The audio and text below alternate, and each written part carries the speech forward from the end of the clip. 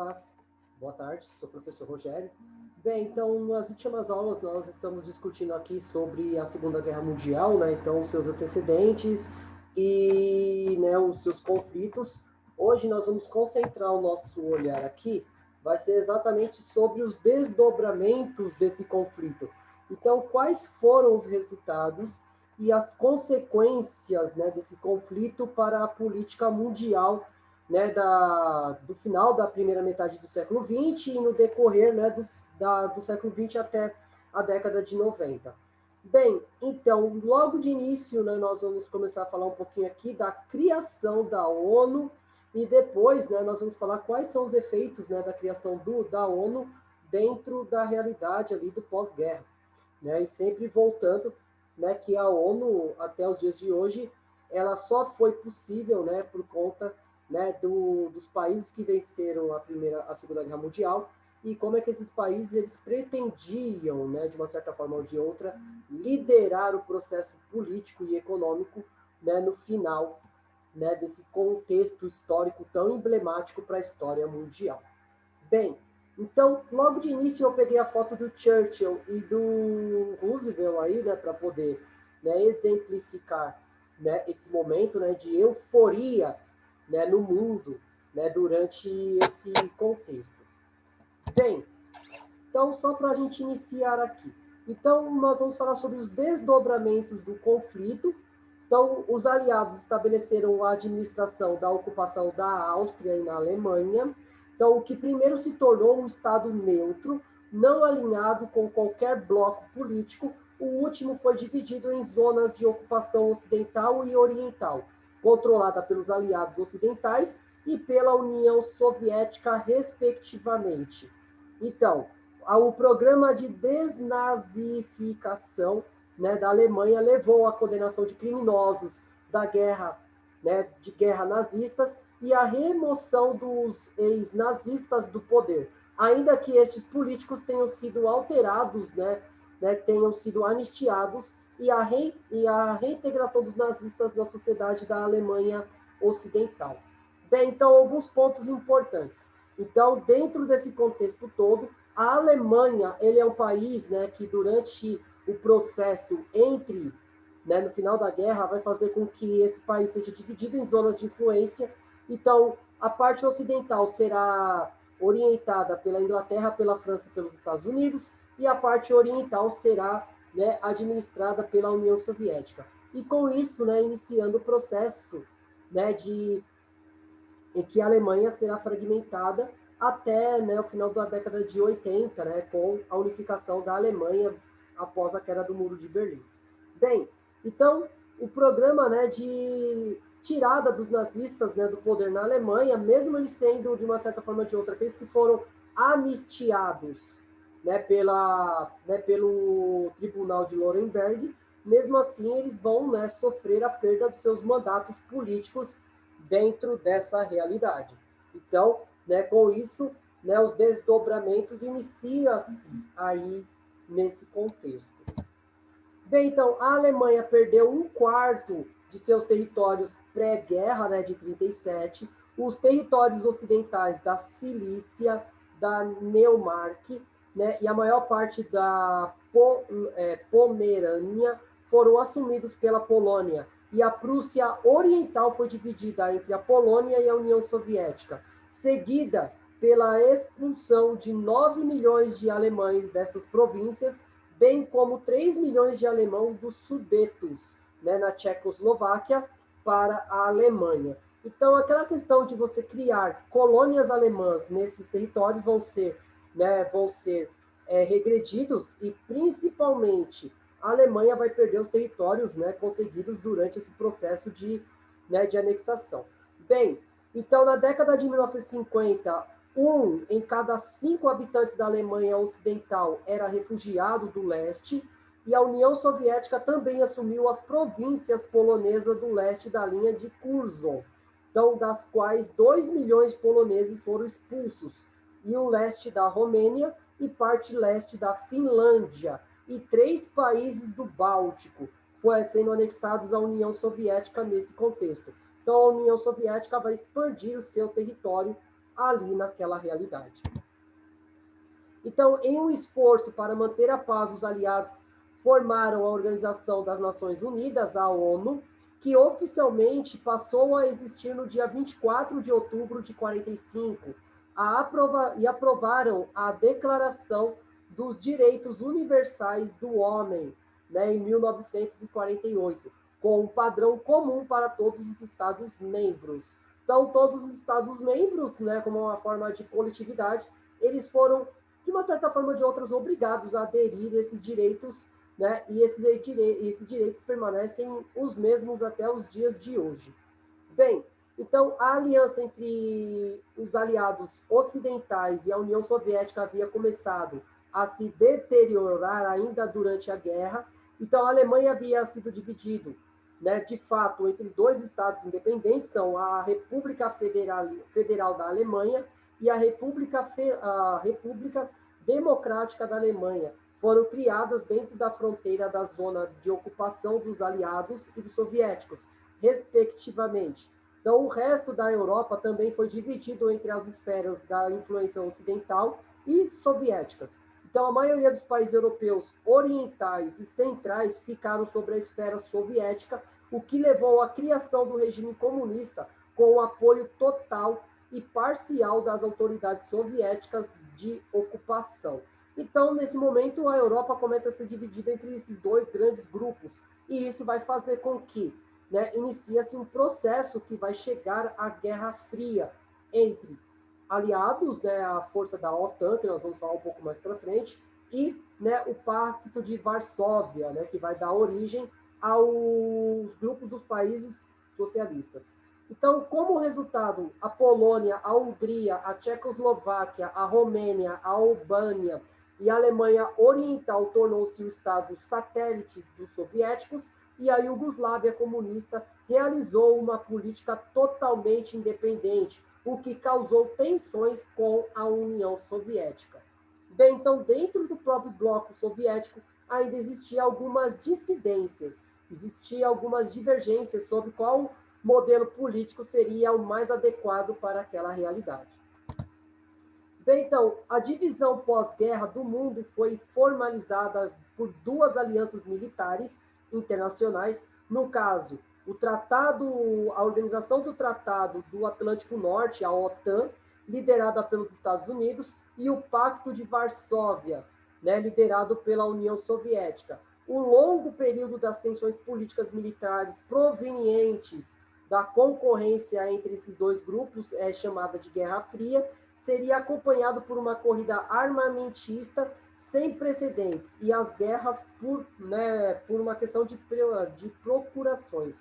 Então, no caso, esses dois grupos nunca vão realmente entrar em conflito de uma forma direta, mas eles vão, né, de uma certa forma, terceirizar o conflito, né, fornecendo armas e tática de guerras aos seus aliados.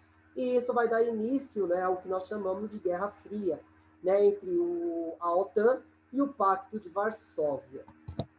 Então, a Ásia e os Estados Unidos ocuparam o Japão e administraram as ilhas, né, as antigas ilhas japonesas do Pacífico Ocidental, enquanto os soviéticos anexaram a ilha da Sakhalina e as ilhas Kurilas. A Coreia, anteriormente sob domínio japonês, foi dividida e ocupada pelos Estados Unidos no sul e a União Soviética no norte, entre 1945 a 48. As repúblicas separadas, então, surgiram em ambos os lados do paralelo 38, então, em 1948. Então, cada uma afirmava ser um governo legítimo de toda a Coreia, o que levou a Coreia a se dividir.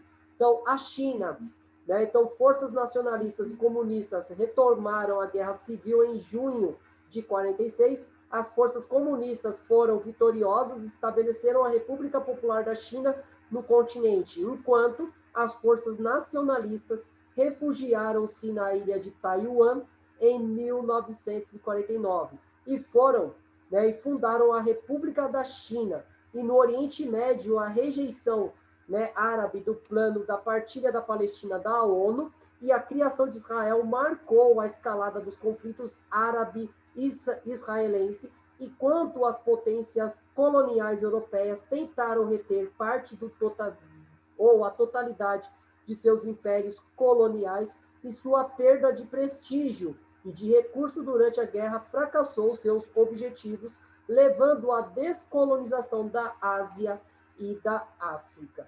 Bem, então, dentro desse contexto todo, o mundo estava sendo novamente, né, disputado por duas grandes potências, no caso, saindo, né, de uma certa forma, com o protagonismo dos Estados Unidos, do lado, né, da OTAN, e a União Soviética do lado do Pacto de Varsóvia. E isso vai fazer com que o mundo volte a essa luta ideológica, e isso vai provocar, no caso, né, aí, né, as independências das antigas colônias, tanto na África, tanto na Ásia. E isso vai causar também um conflito ideológico no local, né, promovendo guerras civis ali. E com isso, né, aumentando as tensões, né, durante a Guerra Fria, que nós vamos estudar cada movimento com mais calma, né, no decorrer do ano. Bem, então a economia mundial sofreu com a guerra, embora os participantes da Segunda Guerra Mundial tenham sido afetados de forma diferente. Então, os Estados Unidos emergiram muito mais ricos do que qualquer outra nação.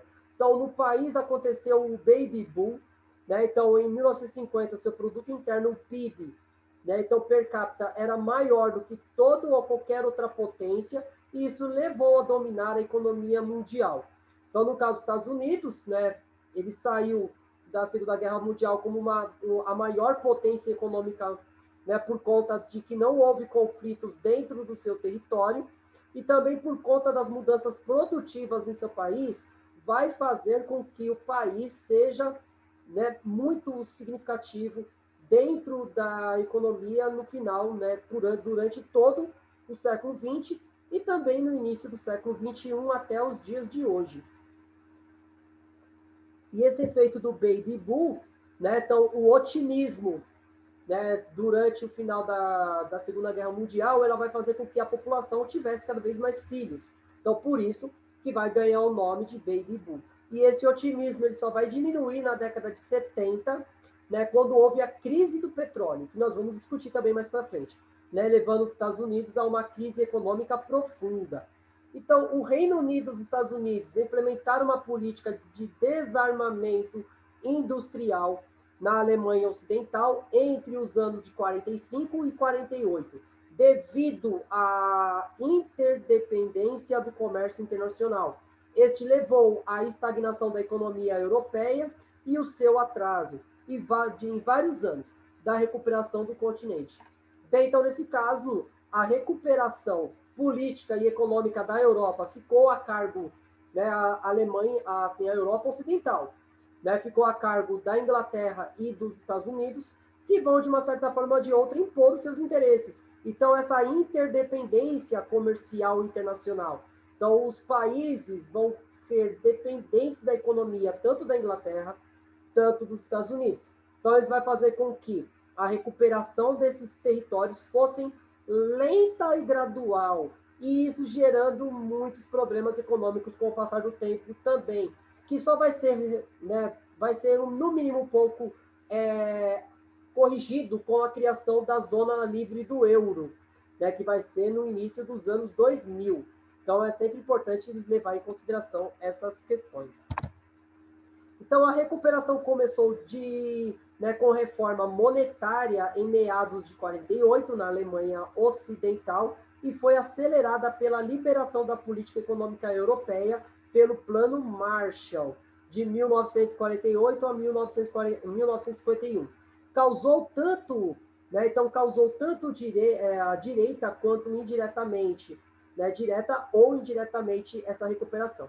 Então, a recuperação pós-1948 na Alemanha Ocidental foi chamada de milagre econômico alemão. Além disso, a economia italiana e francesa também se recuperaram. Em contrapartida, o Reino Unido estava em um estado de ruína econômica e entrou em um relativo declínio econômico contínuo ao longo das décadas. Então, no caso, a Inglaterra ela não vai gozar, né, do mesmo poderio econômico que a Alemanha Ocidental ela tinha. Então, isso vai fazer com que esse período fosse, né, prejudicial à Inglaterra. Então, do outro lado, a União Soviética, apesar dos enormes prejuízos humanos e materiais, também experimentou um rápido aumento produtivo no pós-guerra imediato. Então, o Japão passou por um crescimento econômico incrivelmente rápido, tornando-se uma das economias mais poderosas do mundo na década de 1980. A China voltou sua produção industrial para a pré-guerra em 1952. Então, a China, mesmo ela sendo um país que tem uma influência muito forte do marxismo, a visão do revolucionário Mao Tse-tung sobre essa nova vertente de socialismo, ela vai fazer com que a China ela divergesse da União Soviética, criando outro modelo de socialismo, né? Principalmente depois da morte do Stalin em 1953. Então, com isso, a União Soviética ela vai crescer rapidamente também dentro desse contexto, por conta, né, dos planos quinquenais do Stalin e também por conta, né, do expurgo de Moscou, então o trabalho forçado na Sibéria dos opositores ao regime. E isso vai fazer com que a União Soviética, né, por conta também da cortina de ferro, vai fazer com que a União Soviética mostrasse uma prosperidade muito grande dentro desse contexto. E o Japão, né, também por conta da influência dos Estados Unidos, que os Estados Unidos guinou a recuperação do Japão, o Japão vai se tornar uma das maiores potências mundiais até a década de 80, né, alcançando um nível tecnológico muito mais avançado do que muitos países europeus, e a China, né, pelo seu lado, vai formar uma indústria forte, né, que hoje muitos dos produtos industrializados mundiais são, né, são produzidos na China. E esse é um ponto também que nós devemos acreditar, né, a esse período pós-guerra. Então, nós vamos falar um pouquinho aqui do Tribunal de Nuremberg, que é o tribunal que julgou os crimes de guerra durante, né, esse período do pós-guerra. Então, o julgamento de Nuremberg, oficialmente o Tribunal Militar Internacional versus Hermann, né, Göring, então foram uma das séries de tribunais militares organizados pelos aliados depois da Segunda Guerra Mundial e referente ao processo contra 24 proeminentes membros da liderança política, militar e econômica da Alemanha nazista. O julgamento a cargo do Tribunal Militar Internacional, no caso em inglês, né, não vou arriscar, né, mas é assim, o Tribunal Internacional, né, liderado pela Inglaterra, ocorrendo na cidade de Nuremberg, na Alemanha, entre 20 de novembro de 45 até 1º de outubro de 1946. Esse tribunal serviu como base para a criação do Tribunal Penal Internacional, com sede na cidade de Haia, nos Países Baixos. Então, esse tribunal ele tinha como função uma coisa apenas: julgar, né, os crimes de guerra cometidos pelas lideranças nazistas, levando em consideração que no final da Segunda Guerra Mundial, muitos nazistas fugiram e se refugiaram aqui no Cone Sul, né, na região aqui da Argentina, do Brasil e do Uruguai. Né? Então, nós temos vários relatos, né, de membros do partido nazista nessa região. Mas aqueles que foram presos foram julgados e usados como exemplo, né, para a comunidade internacional. Então, posteriormente, entre 46 e 49, foram julgados e processados, né, da Guerra de Nuremberg em 12 outros tribunais militares. Esse processo referiu-se a 117 acusações por crimes de guerra contra outros membros da liderança nazista.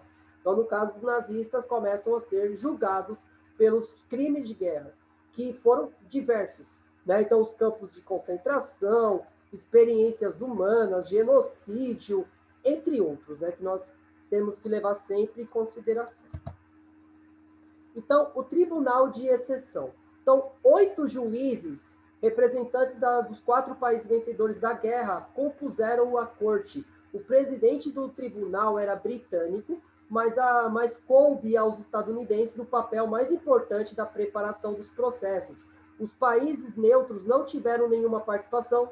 Juristas têm levantado a questão da violação dos direitos fundamentais com a realização de um tribunal ad hoc, então um tribunal de exceção, sem a escolha de advogados pelos réus.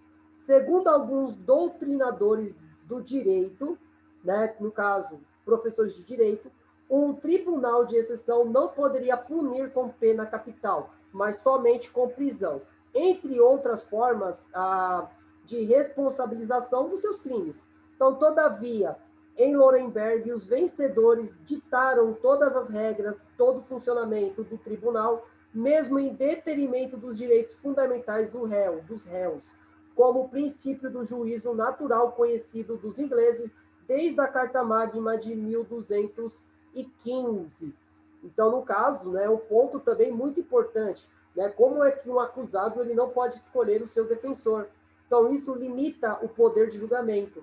Então, isso é um ponto também muito importante da gente discutir. Então, os cientistas hoje do direito, eles levantam essa possibilidade de que o julgamento ele não foi exatamente um julgamento muito justo, né, para os seus condenados. Então, a aplicação de justiça dos vencedores poderiam igualmente explicar por que jamais foi cogitada a possibilidade de julgamentos dos responsáveis pela mortandade de civis em decorrência aos inúmeros bombardeios aliados contra as cidades alemãs, no caso de Dresden, Colônia, né, Darmstadt, Hamburgo, né, Stuttgart e Copenhague, entre outras. Então, outro lançamento da bomba atômica sobre Hiroshima e Nagasaki. Bem, então, nesse caso, né, os crimes de guerra cometidos pelos aliados também não foram julgados. Um dos mais importantes é Hiroshima e Nagasaki, levando em consideração que o Japão já estava derrotado e os Estados Unidos só usou a arma mesmo como se fosse a pá de cal. Né? E isso é um ponto também importante, né? Porque não houve, né, o julgamento do outro lado também. E isso leva para os críticos, né, do direito um problema muito sério para ser estudado e para que isso não seja mais cometido. Sempre em detrimento de que crimes de guerra também são cometidos dos dois lados e os dois lados devem ser julgados de uma forma igualitária. Bem, então, a sentença. Então, três cadafalsos, né, foram instalados no presídio de Nuremberg para a execução, na manhã do dia 16 de outubro de 46, de 10 penas de morte contra representantes do regime nazista por enforcamento, usando-se o chamado método de queda padrão, em vez de queda longa. Então, posteriormente, o exército norte-americano negou as acusações de que a queda foram curtas demais, então fazendo com que os condenados morressem lentamente por estrangulamento, em vez de ter o pescoço quebrado durante a queda. Então, né, no caso, né, existem várias críticas sobre essa forma também de execução. Né? Eu sei que muitos podem, assim, eu sei que eu posso ser criticado por essa fala, mas um erro não justifica o outro. Né? Então, não é só porque uma pessoa foi cruel que ela tem que ser tratada da mesma forma, segundo os métodos da justiça moderna, né? Do direito moderno. Então, isso é um ponto também, né, essencial. Nós não estamos na Mesopotâmia do olho por olho, dente por dente. Então, isso é um ponto importante. Né? Então, no caso, a queda, né, deveria ter uma certa distância para a pessoa ela ter uma morte rápida. Né? E isso não foi dado aos condenados. E isso vai ser um senso de crítica também desse momento. Então, das 12 penas de morte, apenas 10 foram executadas. Então, no caso do Martin, né, Bormann, né, que o assessor mais próximo de Hitler em um dos seus primeiros quartéis generais estavam desaparecidos, sendo julgado à revelia e condenado à morte. Então, o Hermann Göring, então, suicidou-se na véspera do dia 16, quando seguranças do presídio perceberam que ele mantinha-se estranhamente imóvel, deitado sobre o seu banco. Né? Então, chamaram seus superiores e um médico, e esses constataram a morte de Gutzen, né, por envenenamento. Nunca foi esclarecido quem lhe entregou o veneno e em que pese várias hipóteses terem surgido nos decorrer dos anos anteriores. Então, teve esse caso do suicídio do Gutzen, né, que é um ponto importante, né, a gente pensar como é que os nazistas começaram a reagir né, contra esse julgamento. Então, porém, em 2005, Herbert Lee Steven, um metalúrgico aposentado que vivia em Hesperia, localidade ao redor de Los Angeles, Estados Unidos, foi guarda em Nuremberg durante o julgamento. Era do 26º registro da 1ª Divisão de Infantaria, cuja Companhia D foram encarregadas. Né? Então, afirmou que estava todo, né, enganado, fui eu que lhe dei. Então, ele confessou que ele tinha dado, né, o veneno a Gutgen, né, que hoje, né, ele teria, né, no caso em 2005, ele teria 78 anos.